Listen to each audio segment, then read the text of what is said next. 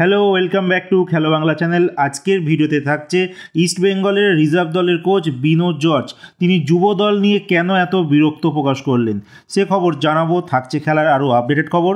তার আগে প্রতিদিনের মতো বলবো, খেলার আপডেটেড খবর পাওয়ার জন্য আমাদের চ্যানেলটিকে সাবস্ক্রাইব করতে একদম ভুলো না। তো চলো শুরু করছি আজকের প্রথম খবর। আজকে প্রথম খবরটি বলবো ইস্ট বেঙ্গল রিজার্ভ টিমকে নিয়ে, যারা এই মুহূর্তে নেক্সট জেনারেশন কাপ খেলতে ইউকেতে আছে। আর আগামীকাল 1 তারিখ মানে 1 আগস্ট থেকে কিন্তু তাদের প্রথম ম্যাচের যাত্রা শুরু হচ্ছে। তার আগে ইস্ট বেঙ্গল টিম একটা প্রস্তুতি ম্যাচ খেলেছিল লোটন টাউন এফসির বিরুদ্ধে, আর সেখানে ইস্ট বেঙ্গল টিম এই বিদেশি টিমকে কিন্তু 3-0 গোলে হারিয়ে দেয়।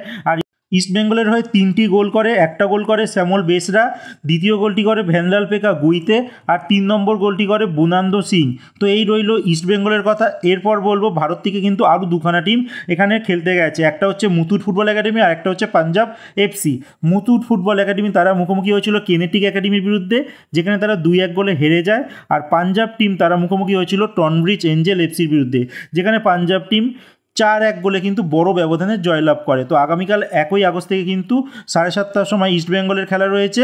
আর এই ম্যাচ সরাসরি সম্প্রচার করা হবে রিলায়েন্স ফাউন্ডেশন ইউথ যে চ্যানেল রয়েছে ইউটিউব, তো সেখানে গিয়ে তোমরা কিন্তু ম্যাচ দেখতে পারো। আর বলে রাখি, এখানে যে 3খানা টিম ইন্ডিয়া থেকে খেলছে তারা কিন্তু 1-এর বিরুদ্ধে 1 কেউ কিন্তু খেলবে না, তারা কিন্তু অন্যান্য বিদেশি টিমের এগেনস্টেই কিন্তু ম্যাচ খেলবে।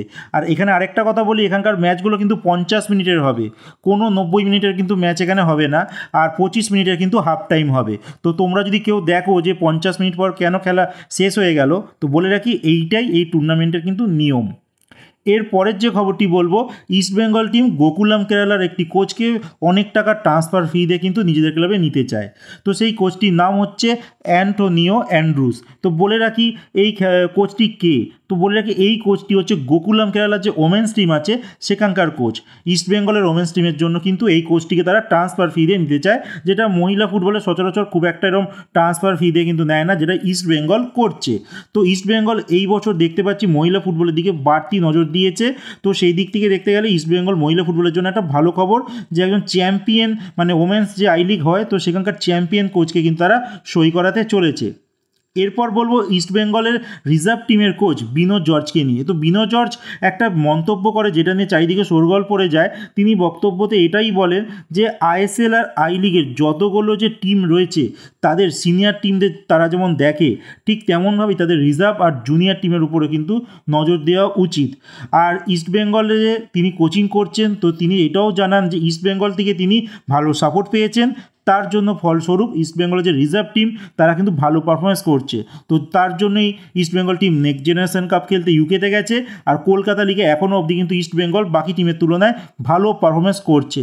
তো বিনোদ জর্জ কথাটা কিন্তু খারাপ বলেনি, আমার দিক থেকে দেখতে গেলে কথাটা ঠিকই বলেছেন, যে যেরকম আমরা সিনিয়র টিমের উপরে দেখি ঠিক তেমনভাবে জুনিয়র খেলোয়াড়দের উপরও কিন্তু নজর রাখা উচিত। সঙ্গে এই যে রিজার্ভ টিম আমরা তৈরি করেছে যে প্রত্যেকটা টিম আইএসএলের, তো তাদের উচিত এই রিজার্ভ টিমের উপরেও নজর দেওয়া উচিত। এবার দেখার বিষয়, তিনি তো তার বক্তব্য বলেছেন, বাকি যে ক্লাবগুলো আছে তারা কতটা কর্ণপাত করেন।